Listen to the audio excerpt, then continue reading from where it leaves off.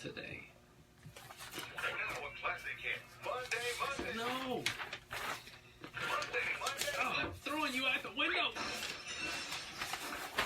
Hate Monday mornings? Consider a career change. Employment Solutions works to match you to the right job. Employment Solutions makes Monday better, and Tuesdays and Wednesdays. Apply online. EmploymentSolutionsLLC.com.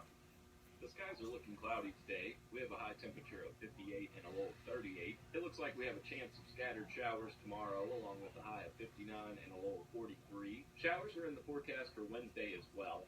We expect a high of 50 and a low of 40. Winter will officially begin on Thursday, but we're expecting a fairly comfortable day out with partly cloudy skies, a high of 57 and a low of 40. Grab an umbrella on your way out the door Friday because scattered showers are back in the forecast. We expect a high temperature of 57 and a low of 41. This is Mason Self for the news, 103.9 Live Wire Weather Center. Count on it. In Irwin, it's cloudy and 51. In Greenville, we have scattered showers and it's 47. In Johnson City, it's cloudy and 48. Me. Take a guess, who's the master of holiday giving? Me. Because he went to Jared and gave her the unforgettable gift of Pandora, like the exclusive Pandora Winter Charm gift set, featuring 12 charms and clips, including Jared exclusives, all in a commemorative keepsake box with savings up to $260. A holiday gift that completely crushes it. That's why he went to Jared. While supplies last. See store for details. Welcome back to Tri-City Sports Now. I am Marky Billson. Love to hear from you what your thoughts are on the Randy Sanders hire, but I know we're going to be talking, just what everybody is talking about the NFL, and I'd be remiss if I didn't mention, even on a local show, some of the things that went on. After all, Cody Sensabaugh plays for the Steelers. Let's face facts. From Kingsport. The Tennessee Titans may be, and I hesitated calling them a local team at times because they play 300 miles away. I don't like the calls for Mike Mularkey's head, but I know why they're there. I know exactly why they're there, and I can't, really defend him that much. I was talking, though, about Colin Kaepernick. Would he be the starting quarterback of the Panthers? No. Will he buy in with P. Diddy to the Panthers? No. And the horrible thing about that is that if P. Diddy were to put forth a ownership group, I think it might actually gain some traction because, the NFL wants to bring in minority ownership. I think it would be a disaster, though. The one thing that I did think about Jerry Richardson when the team was up for sale, I don't really think the Panthers are going to move. Don't get me that. But whenever a team goes up for sale, you got to just have that in the back of your mind, especially when it is a smaller market, especially when we're talking about, moving to London. That sort of thing. A guy could come in and say, I'll tell you how it could be practical. You need a franchise? Okay, let me buy the Panthers. Yeah, Panthers can get by. Charlotte can get by with Atlanta. Sure, they did all that time. Daniel Snyder once, infringed on what his market was years ago when we allowed the Ravens to move to Baltimore. That would open that back up again for them. It could be fight for old Dixie and not old DC anymore. Yeah, some people will get that reference from historic Tale to the Redskins and all this, but still, I don't know. It sounds to me, some of the people, the NFL has a very strict club on who they allow as an owner or not. Donald Trump, I wonder if Donald Trump would be the president right now if he was allowed to own the Buffalo Bills. Maybe. I wonder if he would be the president right now if he was allowed. He was very interested in buying them. Rush Limbaugh once wanted to buy into the Rams, and although Howard Balzer has told me on this show that, it was always going to be Stan Kroenke who was going to own that team. He basically had inherited it from, I say inherited, he was the major beneficiary of Georgia Frontiere, passing away, and he was a shareholder in the team, had a minority interest. It's much easier for him to get majority interest since he was already involved in the ownership of the team than it would be for an outside group. I will tell you, I don't think it's right, and I know it's two different sports, so it is two different entities. I don't think it's right that a Rush Limbaugh cannot be allowed to own the St. Louis Rams. However, a Bill Maher can be allowed to be part of an ownership group of a New York Mets. I mean, their politics, one way or the other, it's like you're, prejudicial against conservatives or something. I mean, I have heard, Bill Maher go on HBO and blame all of the racist tendencies in our society to Jesus. And I think that is tremendously offensive. More so than anything that Rush Limbaugh has ever said. And the idea that a drug-addicted lowlife like Jim Irsay could actually get credibility speaking out against anyone this side of Charles Manson is, I think, what's wrong with NFL ownership. Put it that way. Anyhow, and I know, and it's really hard to see it when then you deny that group, or that group falls apart, which would have kept the Rams in St. Louis, and instead Kroenke, a native St. Louisan, by the way, then says, oh, there's more money to be had in Los Angeles. Then again, Walter O'Malley was from Brooklyn. So, we see the same thing. Got to talk a little bit. I'll tell you the one call that I thought was egregious. Okay, Juju Smith-Schuster, the catch, was it not a catch? Actually, that was, they threw to on the interception for the Steelers.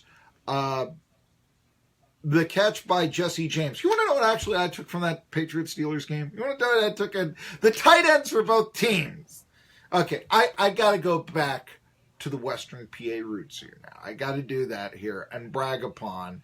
And it gets to be this thing where I tell you, I used to cover Mike Mularkey with the Steelers, Deshae Townsend. I like those guys. I don't want to see them get fired. I know it's the nature of the beast. Coaches are hired to get fired, especially in the NFL. So, I'm having a difficult time really defending the job he did, but all I am saying is as a person, and this does not speak as a journalist, but as a person, I like Mularkey. I like Townsend. And if that counts for anything to keep them for their jobs, so be it. As a member of the Tennessee media, I'm willing to go on and say that. Now, let's talk a little bit about what's going on here. The other thing that I was going to say with the pride for me, as I got sidetracked there, Jesse James, Rob Gronkowski, tight ends in that Steelers-Patriots game. Gronkowski from Woodland Hills High School, suburban Pittsburgh, from really right down the street. Woodland Hills is right next to Glassport, which is where South Allegheny plays. And that's where Jesse James, who was the player who caught the ball and he crossed the plane, but it wasn't a touchdown. It was just like I said to my friends years ago about the tuck rule.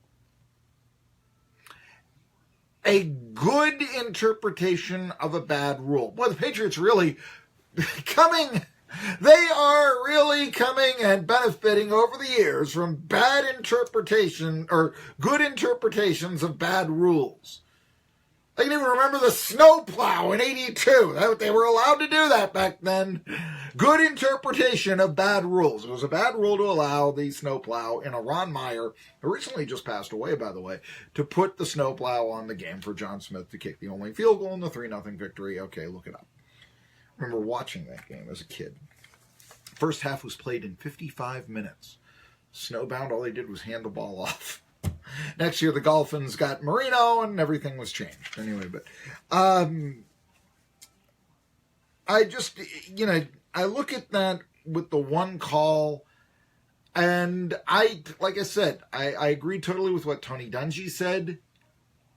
good interpretation of a bad rule. I think it'll probably be changed. I mean, I don't understand quite. I know it's in the book, but 1 minute, if I'm a running back and I reach over on a rushing attempt in that situation, or reaching over a pile, it's a touchdown.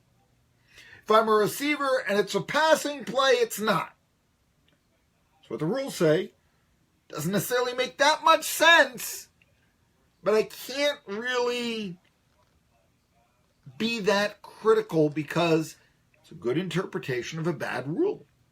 And I'm sure it'll be, seeing this, Des Bryant, Calvin Johnson, probably see, some sort of change, I would imagine, in the future, competition committee, et cetera, et cetera. What I thought was the more egregious call was the first down late in the Cowboys-Raiders game that allowed the Dallas Cowboys to get a first down and eventually, after converting a 4th and 1, and eventually kicking the game-winning field goal late in the game, although still enough time for the Raiders to come back, but they didn't do it. To me, that was the more egregious call, because I don't think you got the first down. If you can put an index card between the football and the marker, it's not a first down. You're an index card short of the first down. Yes, a centimeter is as big in that situation as a foot as is a yard. You're short. Reminded me a little bit, I don't know how many of you remember this, but the bowl game about, 4 years ago? When Jadeveon Clowney dislodged the ball and the helmet of the Michigan running back. I don't know how many people were watching that game, but there was a similar, call on a 4th down where Michigan had earned a first down when they didn't earn it. They were an inch short. And I mean, the chains were out there. I can remember Steve Spurrier saying, look, there's, this. I'm holding my thumb and forefinger if you're listening on the radio and not watching on Facebook Live. It's this shy of a first down. It was an inch shy of a first down. No first down, says the official. I mean, it was as plain as the nose on the man's face, and he was still calling it, a first down and not short by an inch. And it was almost as if Jadeveon Clowney, because the famous play, the play he's most famous for, jarring the ball loose, the turnover. It was almost like Jadeveon was sort of like, hey, Coach Spurrier, don't worry. I got this one. Here, let me show you. And then he dislodges from the running back the ball and the helmet, and he recovers the fumble, and all is forgotten about what was one of the worst calls I've ever seen in football. That reminded me, that Cowboys-Raiders, and I mean, the man was short of the first down. We have full-time officials now, don't we? I mean, that was supposed to stop this sort of stuff. I just don't understand how you can interpret. I mean, this is just sheer stupidity. I guess you can't fix stupid. And you give me 2 + 2 = 5, and I know it's 4. It becomes disappointing in that situation. I can handle the good interpretation of a bad rule. All right, you change the rule later on. I can't handle you're short of the first down, be it by an index card, be it by an inch, be it by a foot, be it by a yard. By that time on 4th down, it is all the same. You're shy of the first. Turnover on downs. I think that the Raiders have far more of a complaint than the Steelers do. By the way, what is with Ben Roethlisberger throwing his coaches under the bus? I have been critical of Steelers coaches on here. Mike Tomlin, I've said it. I think his team, the Steelers, have, over the course of time, played to the level of his opponent. I grew up watching the Pittsburgh Steelers. I grew up with Terry Bradshaw and Joe Green and all that.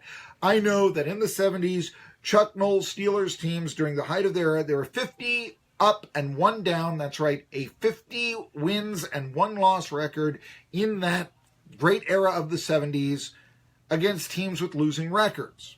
Yeah. And you say that's not surprising, but they always come to play. And all this, it's the NFL. It's any given Sunday. But the talent would always win out. The one exception, by the way, was in 1979, an 0-6 Bengals team, which I believe was going to go 4-12, and this was probably the first indication that the Bengals were going to be good in the 80s, and believe it or not, they were. But Ken Anderson, the quarterback, and I think Terry Bradshaw threw a ton of interceptions. I'm talking about 1979 for crying out loud. Let's get off of that.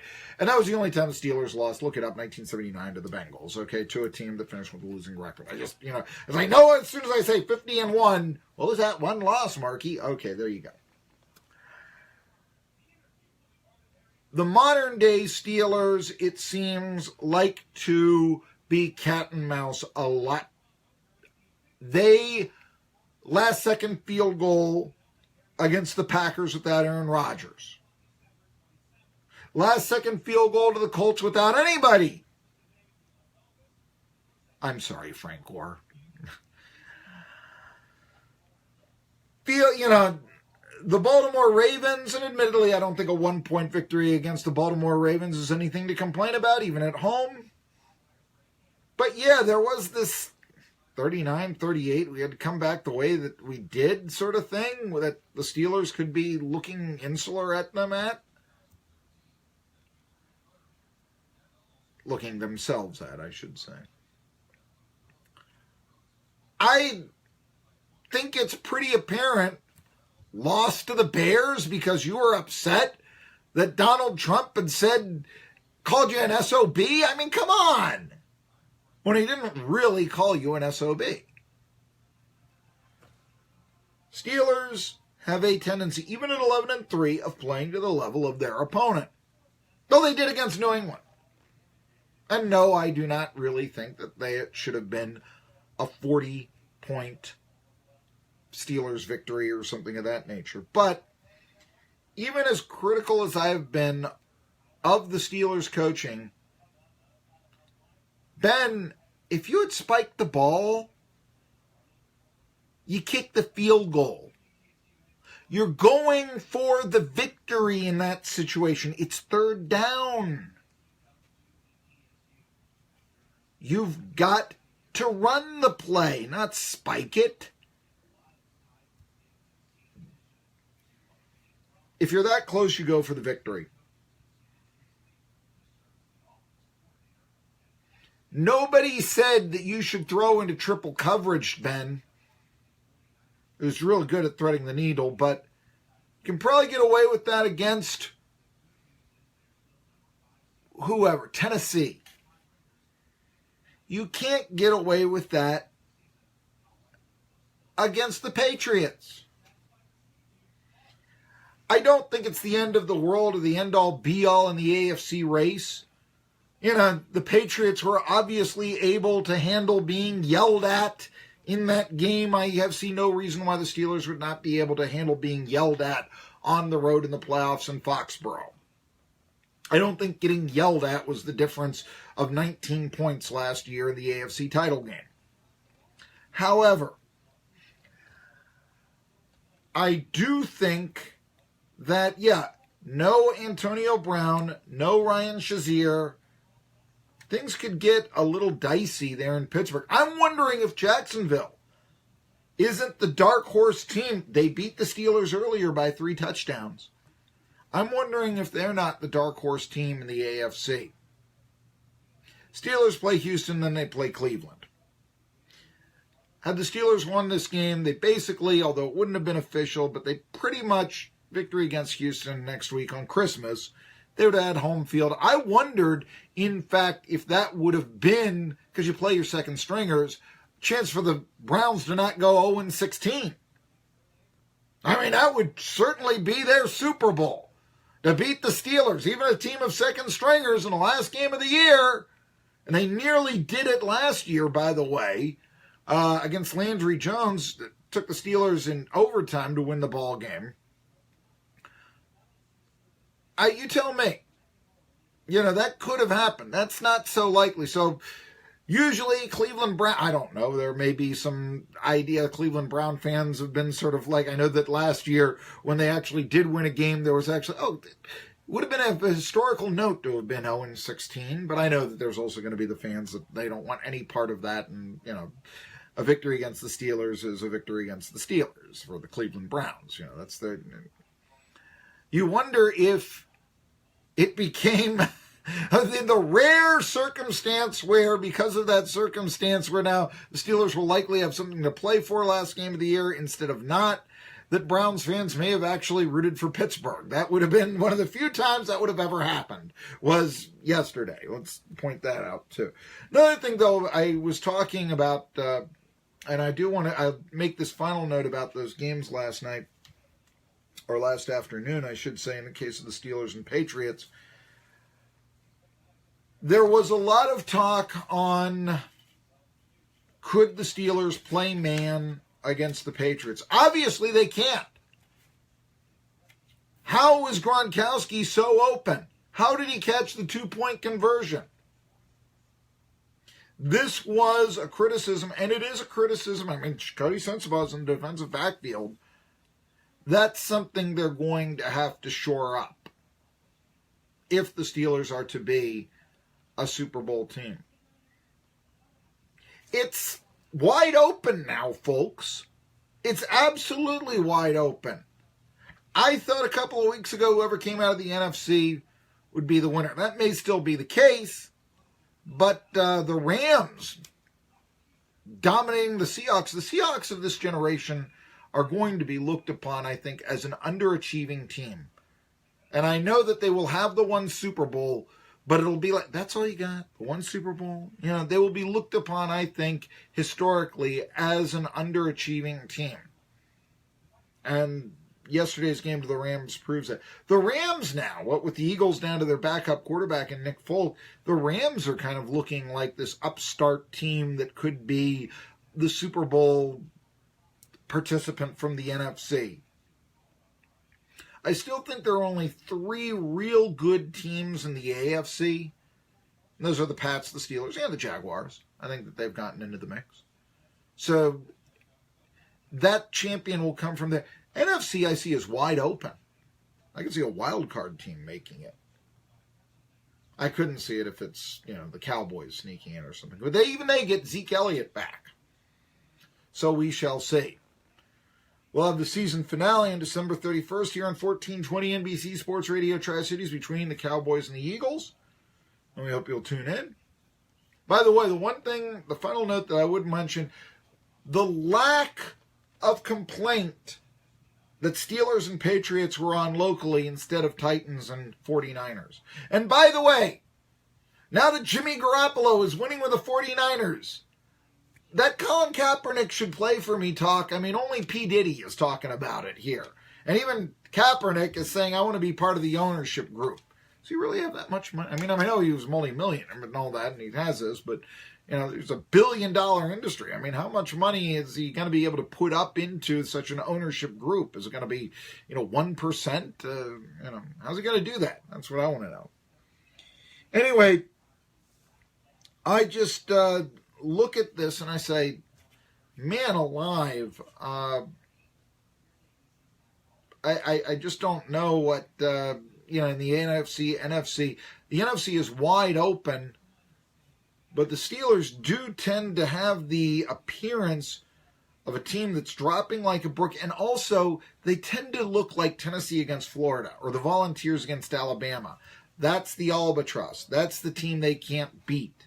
Heck, I've been to games, even in this era of 3-11 against the Patriots, where I have seen the Steelers win games. I've been in the stadium when they have defeated the Patriots. But boy, that was a long time ago. That was back in 2004. How's it going to happen now? Anyway, Tri-City Sports Now will come back. I want to give a shout out to some members of the local media. Tri-City Sports Now. Holiday parties, celebrations. Let Happy Hour Tri-City Liquor be